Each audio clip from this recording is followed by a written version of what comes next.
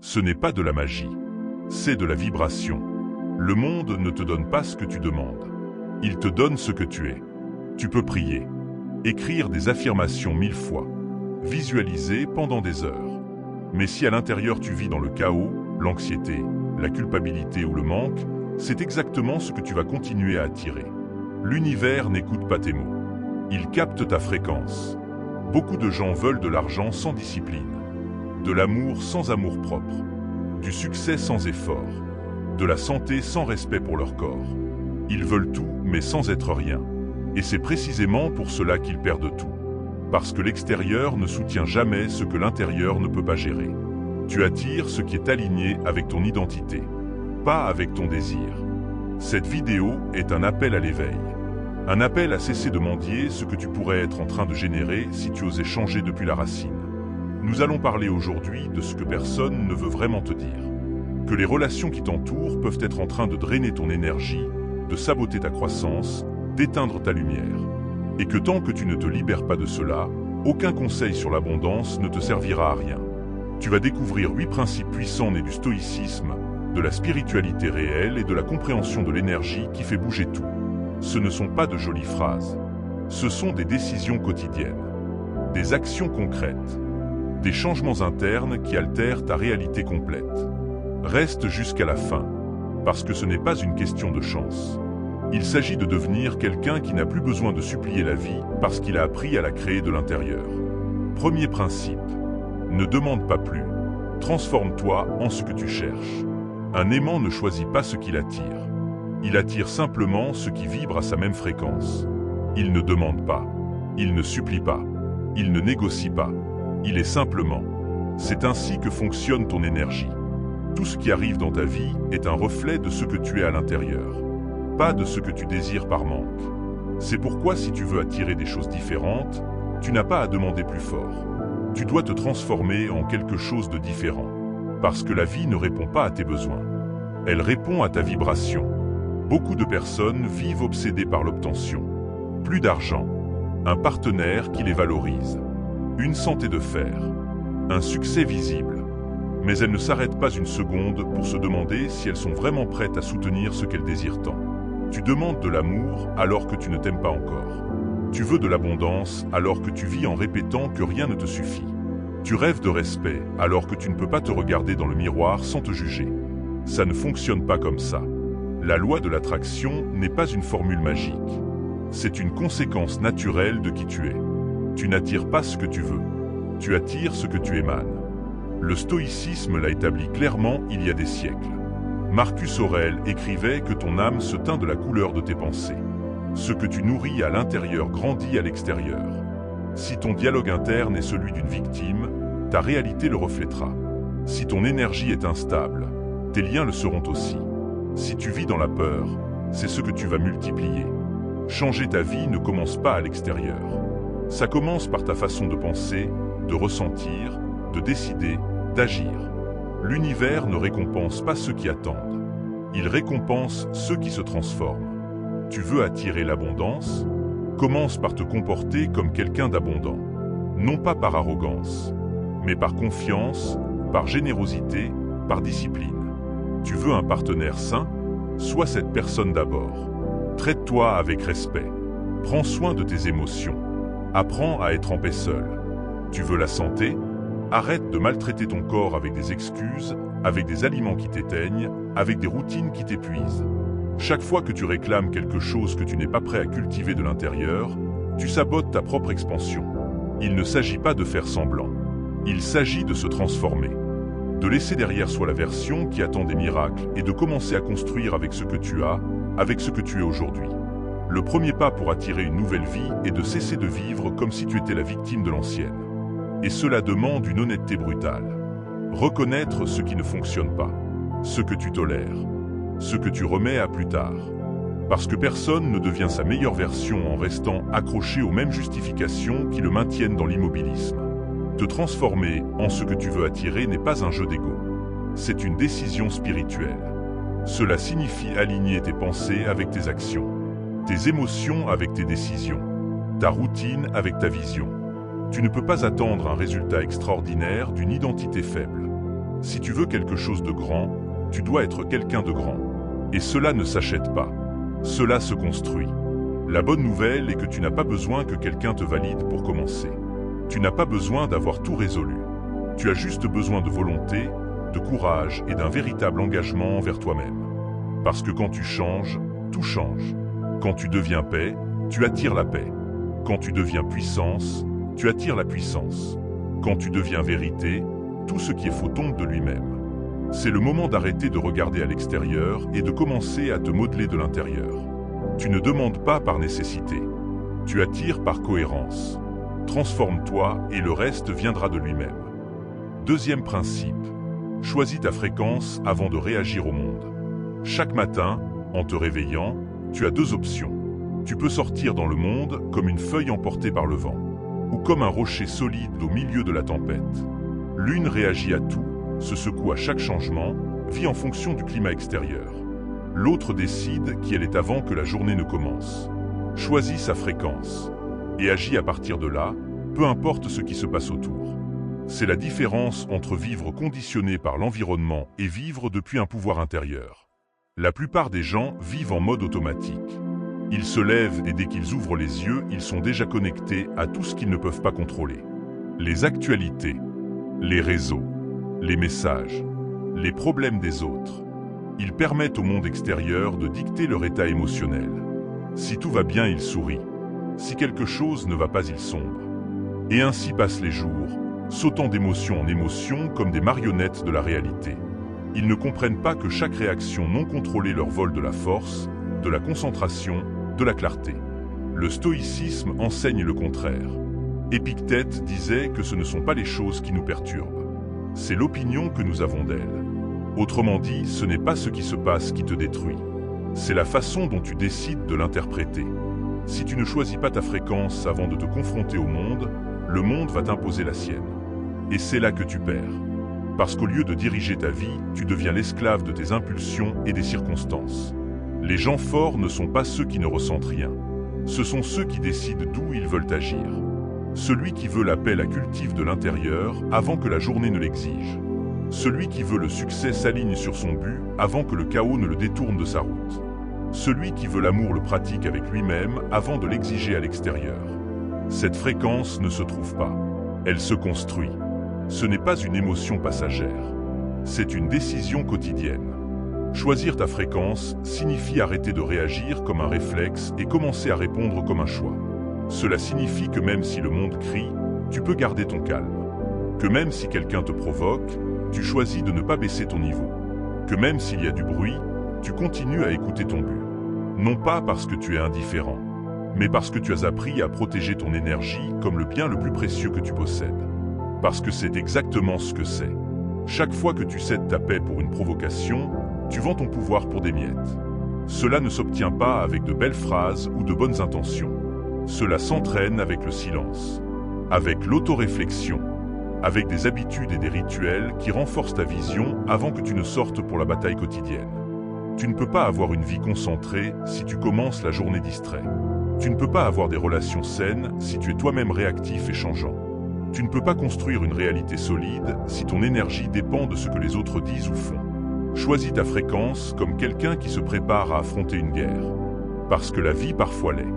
Mais si tu décides comment tu veux ressentir, penser et agir, rien ni personne ne pourra te sortir de ton centre.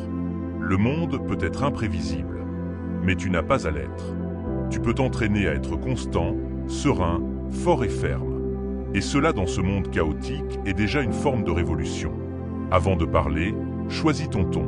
Avant d'agir, choisis ton intention. Avant de réagir, rappelle-toi qui tu es. C'est la véritable liberté. Non pas celle qui attend que tout aille bien pour être en paix, mais celle qui crée la paix même quand tout brûle. Lorsque tu choisis ta fréquence, tu cesses de faire partie du bruit et tu deviens une partie du changement. Troisième principe. Ton corps est ton temple, ton outil est ton bouclier. Ton corps n'est pas seulement de la chair, des muscles et de l'eau. C'est le véhicule qui transporte ton âme à travers cette vie. C'est ta maison, ton refuge, ton armure. Prétendre avancer vers une vie extraordinaire avec un corps ignoré, abandonné ou maltraité, c'est comme essayer de traverser l'océan dans un bateau cassé.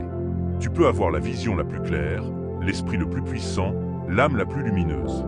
Mais si ton corps ne te soutient pas, tout s'effondre tôt ou tard. Il ne s'agit pas de s'obséder avec l'esthétique ou de suivre des tendances vides.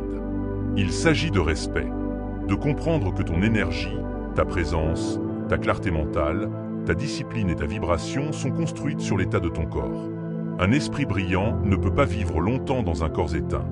Et même si tu veux manifester l'abondance, le succès ou l'amour, si tu ne prends pas soin du conteneur qui te permet de les expérimenter, tu te sabotes de l'intérieur. Beaucoup parlent de spiritualité, d'énergie, d'attraction. Mais ils vivent en nourrissant leur corps avec la première chose qu'ils trouvent, en dormant mal, en ignorant le mouvement, en accumulant des toxines physiques et émotionnelles, en croyant que tout se résout avec l'intention. Non, l'intention sans action ne transforme pas. Et prendre soin de ton corps est une action concrète d'amour de soi, de pouvoir et de responsabilité. Les stoïciens n'étaient pas étrangers à cela. Ils pratiquaient la discipline non seulement mentale, mais aussi physique. Le corps devait être fort, agile et sain. Non par vanité, mais parce qu'ils savaient qu'un corps entraîné est un corps obéissant, et qu'un esprit fort a besoin d'un corps qui ne se rend pas à la première douleur. Sénèque le disait clairement. L'âme a besoin d'un corps sain pour accomplir son œuvre. Si tu manques d'énergie, si tu manques de volonté, si tu manques de concentration, examine comment tu traites ton corps. Tu ne peux pas attirer la santé tout en vivant en contradiction avec elle. Tu ne peux pas projeter une image puissante tout en t'abandonnant toi-même. Tu ne peux pas maintenir une routine de haute performance si tu ne t'hydrates pas, ne bouges pas, ne dors pas correctement. Le corps est ta base, ton allié silencieux. Mais si tu l'ignores, il te le fera payer. Parfois sous forme de maladie, parfois sous forme d'épuisement chronique, parfois simplement comme une sensation constante de lourdeur, d'irritation ou de déconnexion. Et le pire, c'est que beaucoup s'en rendent compte trop tard. Quand ils ne peuvent plus. Quand le corps s'effondre des demandes, ce qu'on ne lui a jamais donné. N'attends pas ce point. Commence à en prendre soin aujourd'hui. Non pas par culpabilité, mais par conscience. Non pas par sacrifice, mais par l'intention claire de devenir quelqu'un capable de soutenir la vie qu'il veut construire. Manger mieux n'est pas une punition, c'est de l'amour. Dormir ce qu'il faut n'est pas de la paresse, c'est de l'intelligence. Bouger chaque jour n'est pas une charge, c'est un privilège. Tu n'as pas besoin de t'entraîner comme un athlète ni de manger comme un gourou. Tu as juste besoin de prendre la responsabilité. Écouter ce que ton corps te dit depuis longtemps. Être cohérent entre ce que tu demandes et ce que tu fais. Parce que si tu demandes de la force, commence par être fort dans l'essentiel. Si tu demandes de la vitalité, arrête de t'intoxiquer. Si tu demandes de l'équilibre, observe tes habitudes et nettoie ce qui ne t'aide plus. Ton corps est le vaisseau qui te mène à ta destination. S'il est faible, tu n'iras pas loin. Si tu en prends soin, si tu le renforces, si tu le respectes, aucune tempête ne pourra te couler. Parce que tu seras prête à affronter n'importe quel défi avec présence, clarté et détermination. Celui qui a un corps aligné avec son âme a déjà gagné la moitié du chemin. Quatrième principe. Vis avec cohérence, même quand personne ne te regarde. Un bâtiment ne s'effondre pas parce qu'un jour il manque une brique. Il s'effondre parce que pendant des années, il a été construit sans plan solide, sans fondation solide, avec des matériaux de mauvaise qualité. Il en va de même pour une vie sans cohérence. Elle ne tombe pas d'un coup. Elle se fissure en silence. Chaque fois que tu décides d'être une chose devant les autres et une autre quand personne ne te regarde. L'incohérence interne est une fissure qui au début semble inoffensive, mais qui tôt ou tard détruit tout. Vivre avec cohérence n'est pas une vertu décorative. C'est une nécessité fondamentale si tu veux la paix, le pouvoir et un progrès réel. Il est facile de se montrer fort sur les réseaux sociaux, de prêcher des valeurs devant les autres, de feindre la discipline quand il y a du public. Mais ce qui construit réellement ton destin n'est pas ce que tu fais quand tout le monde te regarde. C'est ce que tu décides quand tu es seul.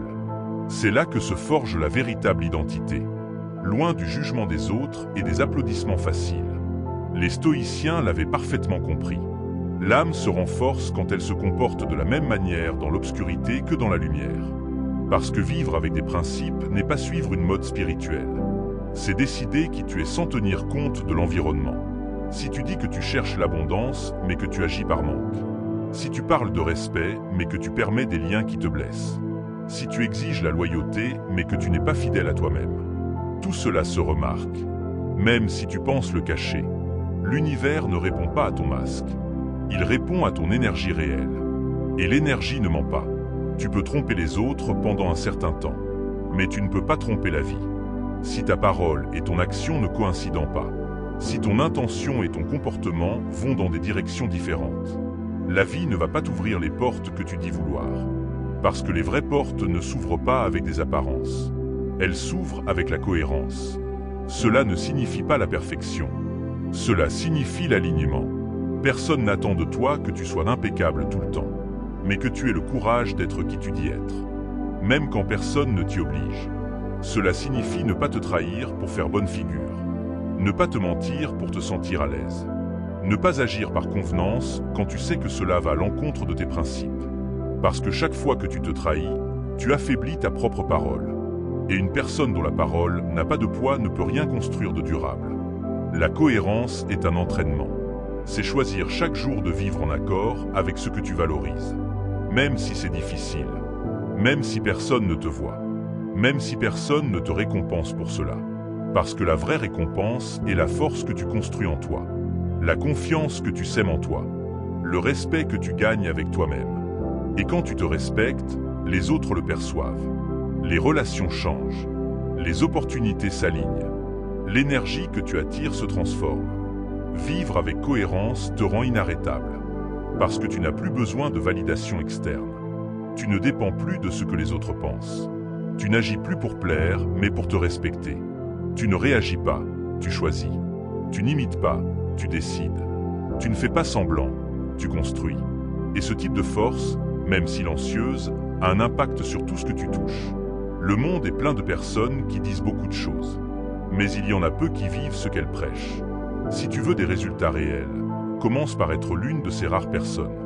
Non pas parce que quelqu'un te regarde, mais parce que tu sais qui tu es, parce que tu tiens à vivre avec vérité, parce que la cohérence, même si elle est parfois inconfortable, est la seule base solide pour soutenir une vie de but, de pouvoir et de plénitude.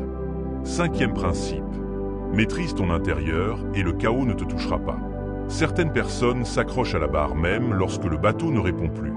Elles serrent plus fort, essaient de forcer la direction, s'épuisent à essayer de contrôler une mer qui ne se soumet à aucune volonté humaine.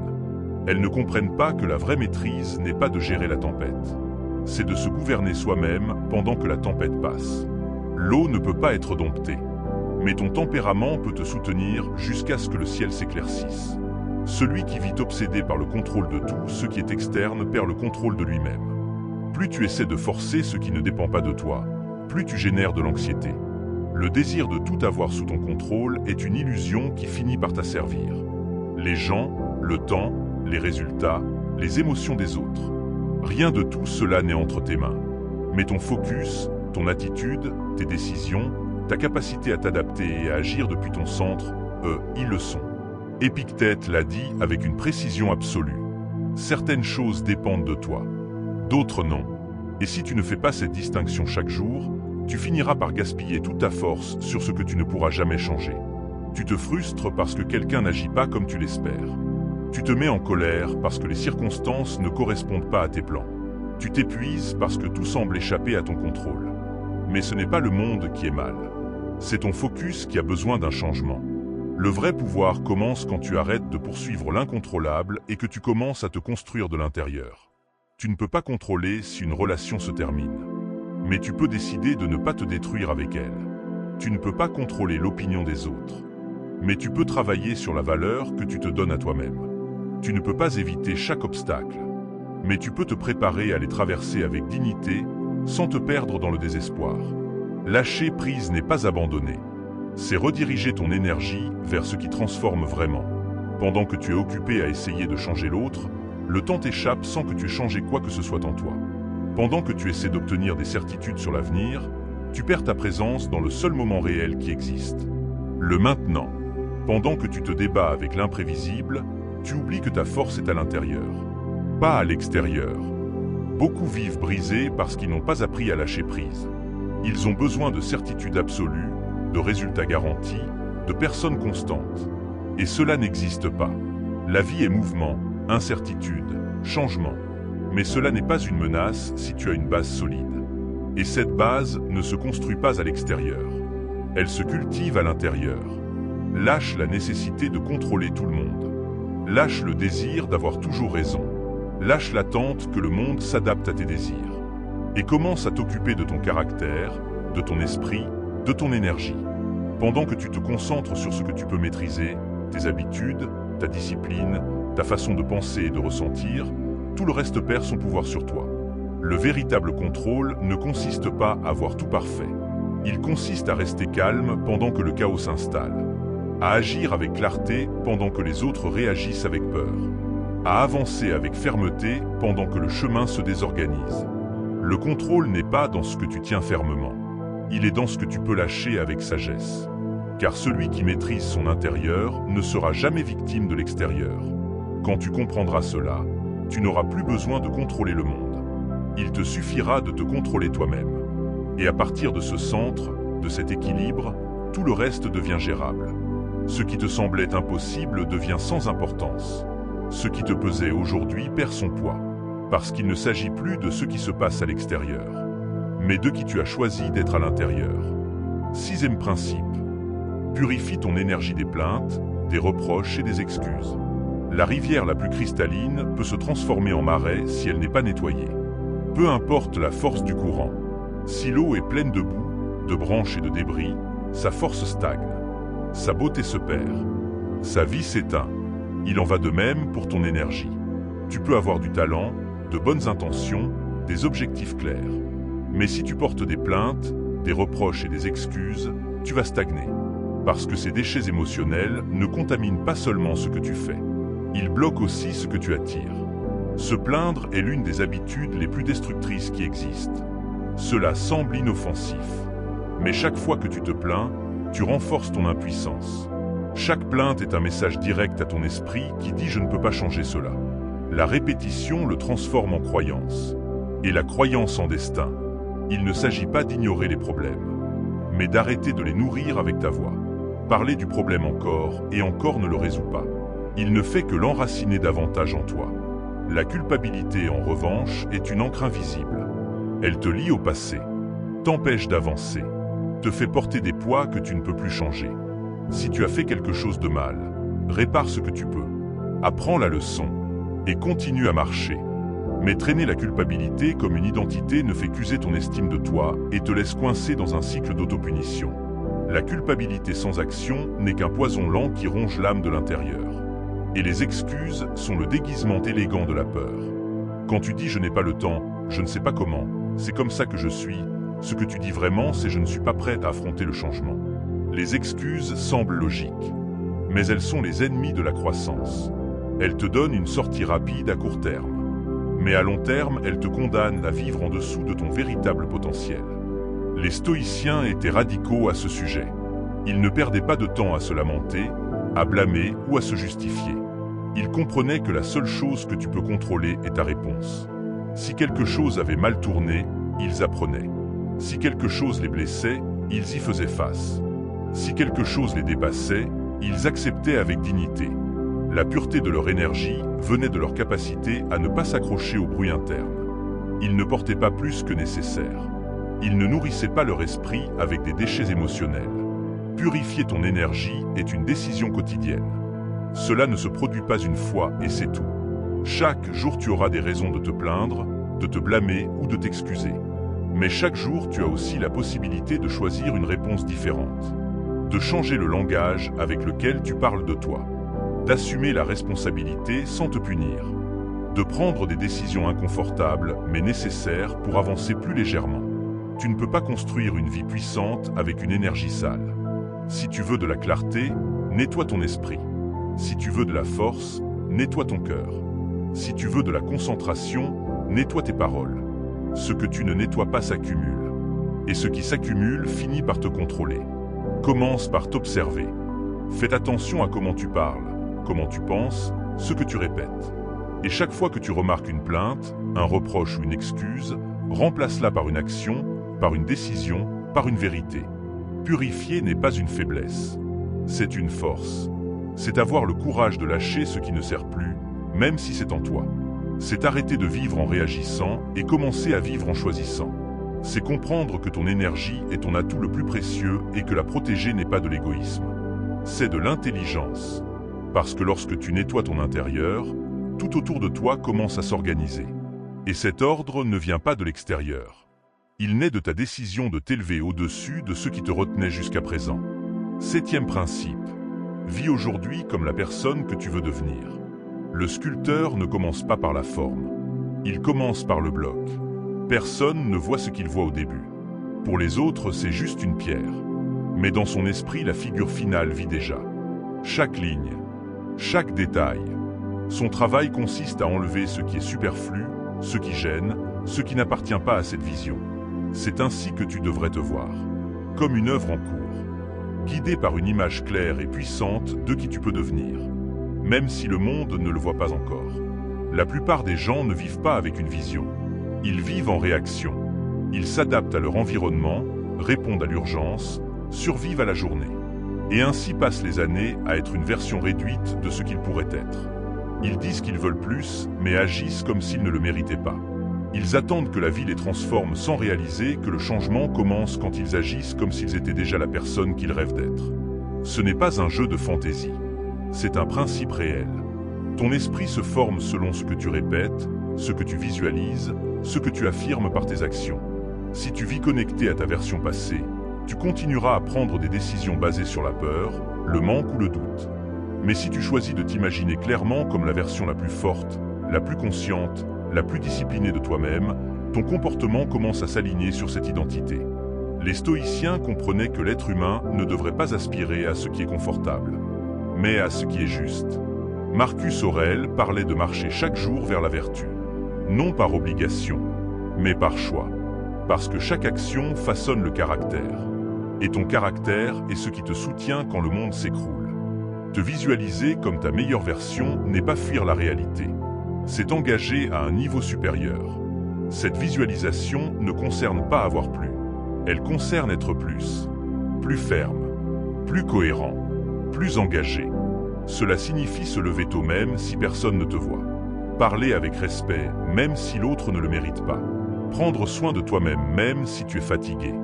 Étudier même si c'est difficile. Cela signifie agir comme agirait cette personne que tu admirerais si tu la voyais de l'extérieur. Il ne s'agit pas de paraître. Il s'agit de te construire.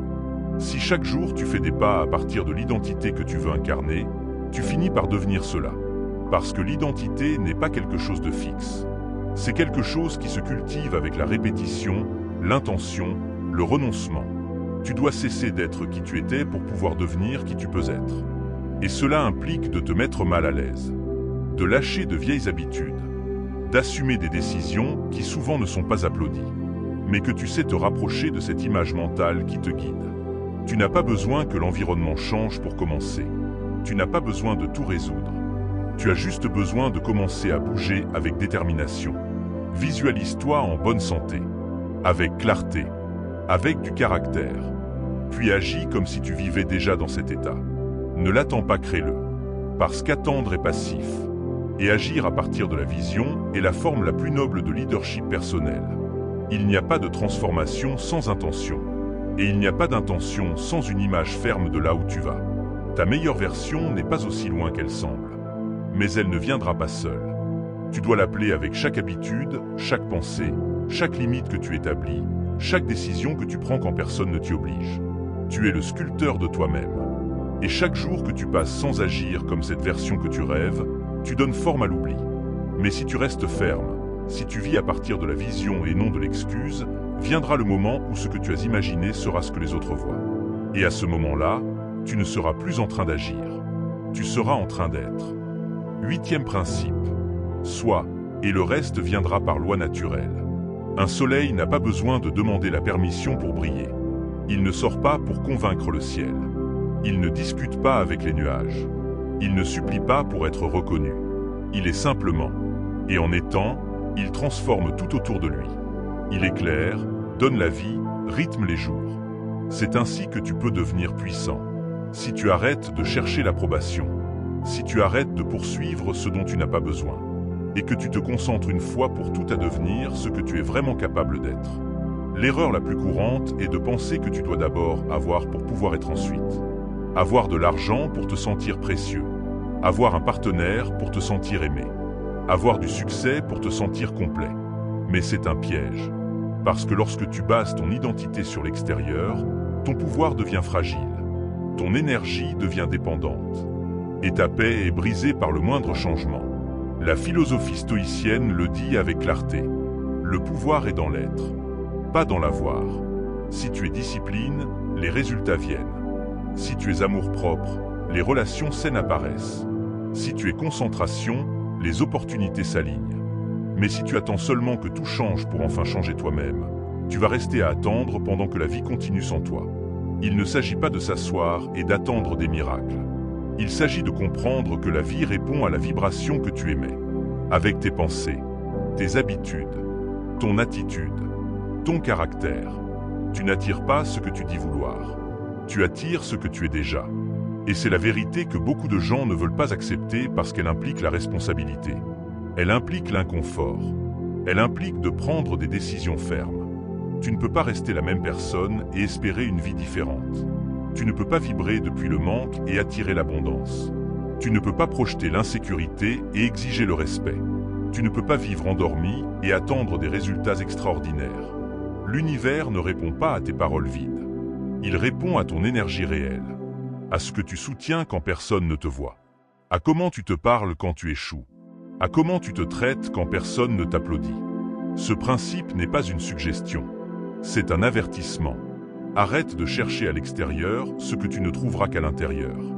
Ne deviens pas une personne qui vit en poursuivant, en mendiant, en forçant. Sois quelqu'un qui se concentre, qui se renforce, qui se construit. Parce que lorsque tu changes, tout change. Non pas par magie, mais par loi naturelle. Ton environnement se transforme parce que tu ne rentres plus dans ce que tu tolérais avant. Rappelle-toi tous les jours qui tu es. Et le reste arrive. Non pas par chance, mais parce que ton énergie commence à être si claire, si ferme, si cohérente que ce qui ne va pas avec toi tombe tout seul. Et ce qui va avec toi trouve son chemin. Tu n'as pas besoin de poursuivre l'amour, le respect, le succès, la santé. Tu as besoin de les incarner. Tu as besoin de refléter dans ta façon de vivre la vie que tu dis vouloir. C'est ce qui boucle la boucle. Tu as vu comment devenir ce que tu veux attirer. Comment choisir ta fréquence. Comment prendre soin de ton corps. Comment vivre avec cohérence. Comment lâcher prise. Comment nettoyer ton énergie. Comment visualiser ta meilleure version. Et maintenant comment être simplement, pleinement, sans condition. Tout cela t'a amené à ce point final. Le point où tu arrêtes d'attendre des résultats et deviens la cause. Le point où tu arrêtes de courir après la vie et commences à la vivre de l'intérieur vers l'extérieur. Tu es l'origine. Tu es le centre. Tu es le message. Et quand tu le comprendras vraiment, quand tu le pratiqueras chaque jour sans excuse, sans plainte, sans doute, tout ce qui semble maintenant lointain commencera à se rapprocher. Non pas parce que tu le demandes, mais parce que tu le soutiens.